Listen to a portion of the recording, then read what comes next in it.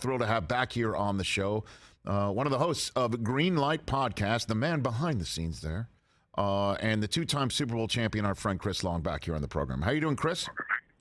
Rich, what's up, man? How you doing? I am great. The most impressive performance of the weekend. That's what I'm going to start with you. A macro question. It could be a person. It could be a side of the football, a unit, however you see fit. It would be which or who? Chris Long. I think it would be the Bengals. I think it would be, they beat the best team the most handily. They jump out to a 14-0 lead on the road. I just felt like coming into this game, a lot of people were counting the Bengals out, and I think one key for them was Carmen coming in and having some reps last week against the Ravens at right tackle and being able to replace Jonah Williams, left tackle rather, a little bit more seamlessly than he would have had he had the spot start. And I thought he looked really good, honestly. And all those guys up front did a nice job. It's just amazing how people counted these guys out. In the NFL, there are some very elite offensive linemen that when you have to replace them, there's a big drop-off, a la Lane Johnson, who played and looked pretty good this weekend. But the Bengals don't have any special guys up front, so maybe the drop-off isn't as big as we think. I think Carmen could play just as well as Jonah Williams, who wasn't having a great year.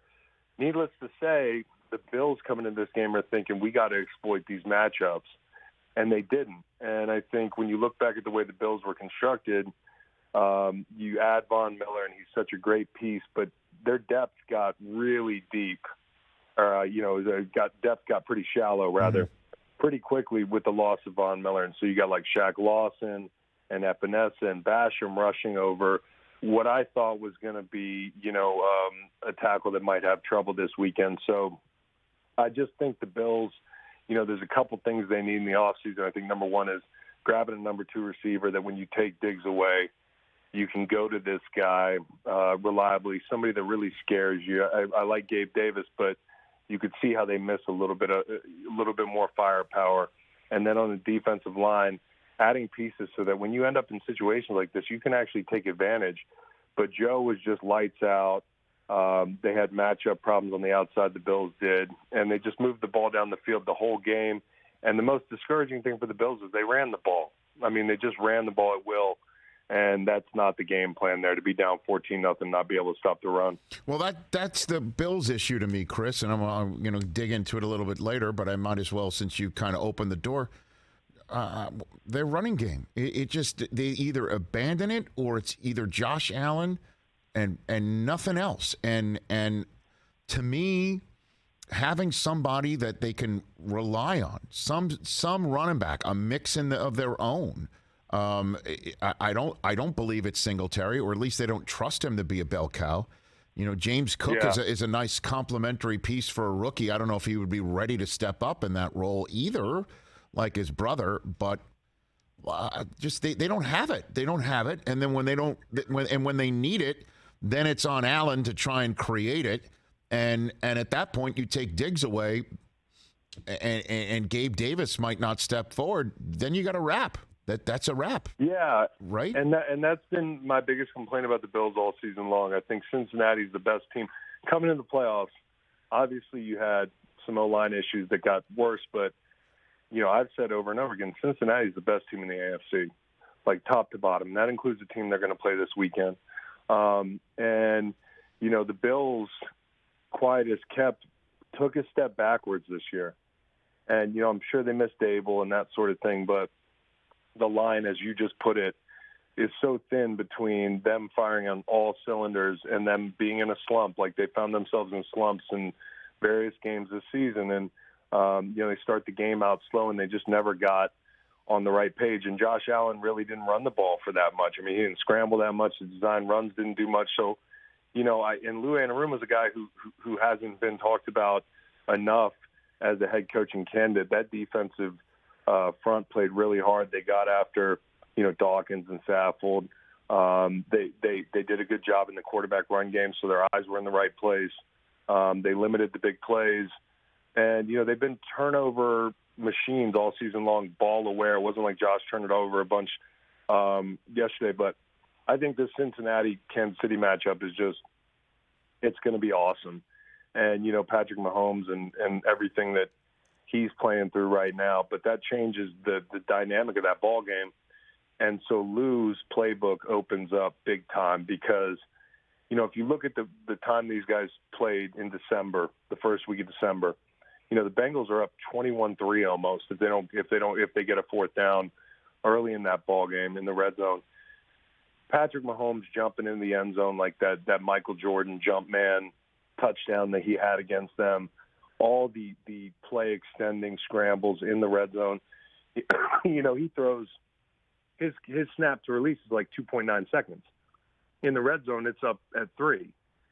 He buys time with his feet. All that stuff is off the menu. Play action's off the menu. It was off the menu after he got hurt the other day. Of course, Jacksonville didn't blitz him enough. But, he scrambled for one first down. It's just he's not going to be the same. I've played through high ankle.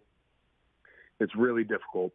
And it's not going to feel much better. So, for Lou, this really opens the game up for them. They can play more man.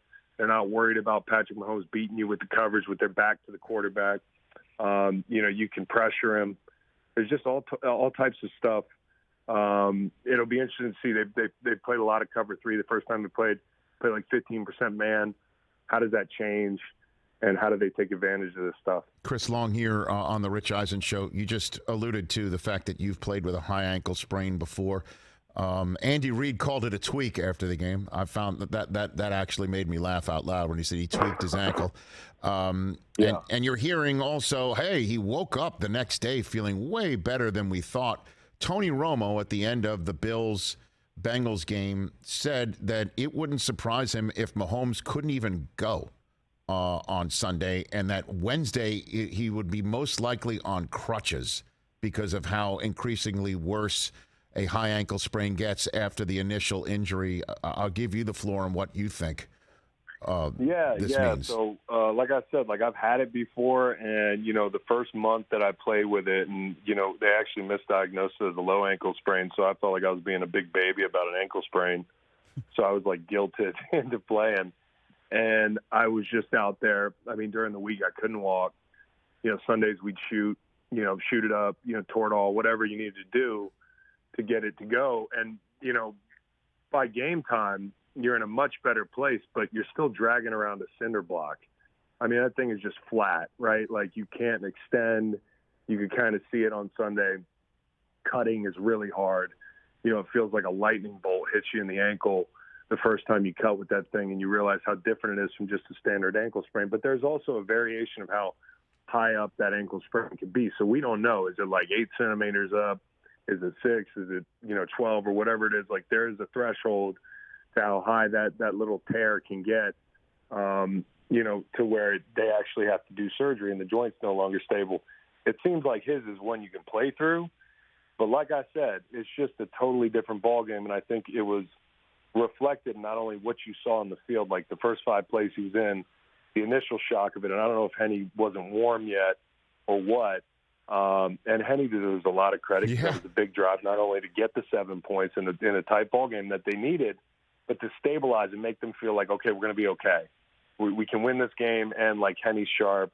We've seen that before, but Patrick Mahomes is going to be a different player. They're not great on 3rd and short. They're going to have to run the ball. You got all these big guys. You are built to play power football. But, losing that, hey, scramble drill, I'm scared to death of Patrick Mahomes element, and the extension of plays, moving the pocket, you're just not going to have that. So they're going to have to play stick to stick. They're just going to have to be good on 1st and 2nd down, 3rd and manageable, and they're going to be way more predictable. And so before we move to the NFC Championship game, Chris Long here on the Rich Eisen Show, I just want to spend another couple of minutes on Joe Burrow. I started the show by saying, I scoffed when the pre-draft evaluation comp, the comparison for him, some were using Tom Brady, and I'm like, okay, yeah. But everything I see, everything I see is kind of like it, and you've played with Tom. I'm wondering what you see, and you see how Burrow handles his business, goes about his business, clearly knows pre-snap what's going to happen, blows the play up if it needs to be by spiking the ball instead of making a mistake, gets it out of his hands fast, completely identifies what he needs to do, and snatches your heart and shows it to you pumping. Do you see any similarities having played with Tom? Yeah, I do. I mean, like, obviously they're different, and no comparison's perfect, but I remember last year comparing them before they went on that run, and I got laughed at. And, you know, I think he's got – the thing that initially reminded me of Brady was his pocket mobility. Like, Brady, especially when he was younger, now not so much. I mean, the guy's 45. What do you expect? But, like, you know, Joe – he's so slippery back there, and his eyes are down the field the whole time. He understands the footwork aspect of the game, how important it is. Just a little movement, just you know, a little shift in the pocket, having vision downfield, but also seeing. I think part of it is, like, you know, entering the league under siege, like having a really good sixth sense about, you know, people falling at his legs, you know, people beating the right tackle, beating the left guard. Like he's been through the fire, so he's seen what it's like to be under siege, and I think he processes, you know, quickly. I think he's got good vision, and I think he makes subtle movements. Although he's much more athletic than Brady, you see him picking up first downs and that sort of thing. But, like, he really is a guy who can navigate a pocket without being this wow athlete. And then, you know, like, whether it's the back shoulder throws, it's, you know, it's the stuff outside the numbers, it's at the sticks, it's like perfect ball placement.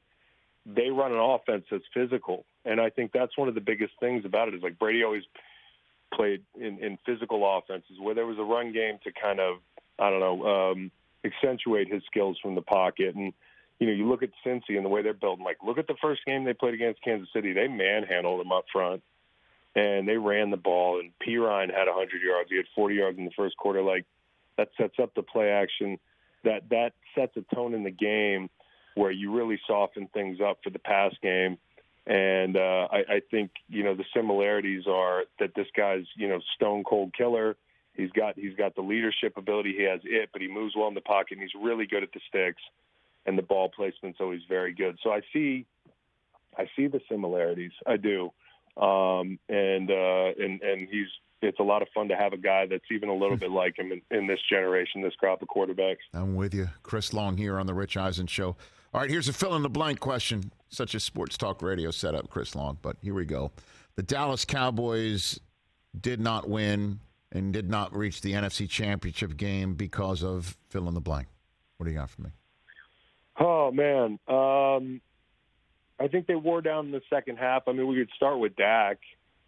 I mean, Dak throwing two picks. You got Mr. Irrelevant, you've got Dak, and, you know, fill in the blanks. Who's the guy who makes two big mistakes? I mean, like, we've been waiting for Purdy to have this multiple interception game, and it hasn't happened. And he's not spectacular. He didn't play spectacular yesterday, but what he did is he made the throws he had to make, and he avoided making those big mistakes. And Dak made those big mistakes, and then a ball game on the road against a really elite defense like that, where both scores are going to be in the teens. These are enormous plays, and, you know, one of them being backed up, the whole thing. And then, you know, like, Diggs didn't pick the ball off in the red zone. Like, you had to count on Dallas creating turnovers, right? And they didn't do that. So they turned the ball over. They didn't create turnovers. They missed their opportunities. And then I think on a short week, they wore down in the second half. I read a tweet at 8:43 p.m. that Dallas had them, you know, they were 13 carries for 28 yards, the Niners were. I mean, getting the run game going was tough sledding. But once they did in the second half, it was 71 yards rushing. So, you know, Monday night game on the road, then they got to go all the way out to the West Coast. I think eventually it jumped on their back. And, you know, Dak not just throwing two picks, and he almost hit Greenlaw for a pick six late in the game. That's right. You know, it's just, and coming in this game, I said it's like Dak played really, really well against the Bucs defense. It was not that good, okay? Like, and the week before, he had maybe the worst game of his career. It's like the inconsistency. And it's the inconsistency of this team. And when Pollard went out, it just changed the game. And so I think there's a whole host of reasons that you could point to, but you got to be wondering if everything's on the table for Jerry. Well, I mean, everything. Let's talk about that. What is the everything? Because I said earlier, I mean, that means coach or quarterback, if not both. You know, the coach, Sean Payton, is sitting there on Fox. He's standing there. He's talking to everybody. Yeah. I mean, he's available. You'd have to cough up a 1 to New Orleans. I don't know if New Orleans would make Dallas cough up more than that for him, but you'd have to cough up a 1 for him. And then he's got to tell you what he thinks of Dak. But Dak's not going to go anywhere to begin with. You know, if you draft a quarterback, I'll give you the floor on what you do if you're Jerry. So I don't know. I honestly couldn't tell you. I mean, we speculated a little bit. I know Dak. There's a big hit next year, so I don't know the logistics of moving him. But if I were Jerry, and I want to win a championship, I'm not getting any younger. I'm looking at this thing and I'm saying, like, we have literally seen every iteration of this Dak kind of era. And it all ends kind of the same way, right? Like, it ends in the playoffs, early exit, or they're disappointing. And so, I can't point to that offense and say there was a ton of stuff that Dak didn't have that he needed. I mean, I was on my show this morning with Kyle, my brother, talking about how good a job Tyron Smith did on Nick Bosa. Mm-hmm. They got the best player blocked. You've got multiple playmakers on offense. Obviously, Pollard goes out with an injury, but these mistakes have nothing to do with that. And I'm just not sure. Like Kellen Moore, you talk about him like he's, a head coaching candidate one day. He's this mastermind. Well, they've got that. They've got this coach just won a Super Bowl. They have, their franchise quarterback in place, and it all just seems to end in the same place. So I would hit the reset button. That's just me. And I know some people don't like that word because there's a whole lot of ways you can go with it. But I think it's time to see what else is out there. Chris Long here on the Rich Eisen Show. And the question of, can the Eagles look like the Eagles team that went undefeated the longest, just in time for the playoffs, with Hurts coming off an injury and the final month of the season being up and down? Can they do that? The answer is a resounding yes. How do you think they match up against the 49ers in this NFC Championship game based on what you saw, Chris? I mean, this game is going to be so physical. There's so many good players, with the ball in their hand after they catch the football, like from A.J. Brown to, Dallas Goedert to, Miles Sanders in the run game, who had a really good – I'm leaving out Devontae Smith. There's just a whole bunch. And on the Niners side, it's like, pick your poison. So it's a game that's going to be just as fun to watch as it is physical. These teams played each other like 2 years ago, and some of the names and faces have changed. But early in the season, they played, and it was one of the most physical ball games I've seen in the regular season in the past few years. I think Philly has an interesting edge if you look at it up front. I mean, I just think they're deeper up front, obviously. I mean, they've got more rushers who can win. Josh Sweat, Hassan Reddick, Fletcher Cox, Hargrave. I mean, I'm leaving guys out up front there. They've got guys that can get there. Brandon Graham, where, San Francisco's entire front doesn't scare me as much. I also think Philly has an advantage. I know Philly has an advantage at quarterback, right? And you look at it, and Jalen Hurts, he's the reason their offense goes in a lot of ways. I mean, they have some really good players. In one of them they got back in Lane Johnson. But, like, Brock Purdy, I mean, and we do this thing, like, every week. If somebody points out that the offense is great, it's like we're detracting from Brock Purdy. He can't control the situation he's in. He's doing the very best he can with it. But when it comes to Jalen Hurts, he's the engine, right? Like, and you wondered how he would look going out there, him hitting Smith off the rip. You say, okay, his arm's in a good place. Are they going to run the football? Quarterback runs all year long. They average about 7 quarterback runs a game. They go 7 quarterback runs on the nose. They run zone read to death for like over 200 yards. And I think the front was just too much for the Giants. So, like, it's going to be an interesting ball game. I don't know which way to lean at this point, but the link's going to be rocking, and I think they do have 2 advantages that they can take advantage of, and that's the defensive line and the quarterback. And before I let you go, Chris, I mean, your ears are in that building. I know that because you played there in Philly. What do you got for me on what Nick Sirianni's doing? behind the scenes, rallying the troops, firing them up, popping on Instagram lives, in celebration and all that stuff. What's the secret sauce that he's adding that's adding up to what we're seeing in Philly? Well, I think he's been himself. Like from the minute he signed, he had that bad press conference, which obviously doesn't mean anything, right? No. Dan Campbell was going to prison, right? Because he bit a guy's knee. I remember the day we were, oh my God, Dan Campbell said he was going to bite somebody's knee. This guy can't coach in the NFL. Right. Meanwhile, look over here. We got Urban Meyer. Nobody's paying attention because that's what we do. Shiny object. Tell me about it. Everybody freaks out about Dan Campbell. Everybody's freaking out about Nick Sirianni. Oh, he sounds nervous. Okay. Well, then I call, some of my buddies, and I'm like, hey, what kind of guy? Man, we love him. Like, he's exactly what you see is what you get. He's competitive. He's got that energy about him. And I can remember this season getting to go up to see a game, and I got to go to the walkthrough Saturday and catch up with some guys and met Nick Sirianni. He's a tall guy, by the way. He's like my height. And he just can command a room. Like, the first time I met him, I wanted to play for him. Like, he's just got that energy about him, and I think he fits Philly so well, except for the Pizza Hut thing.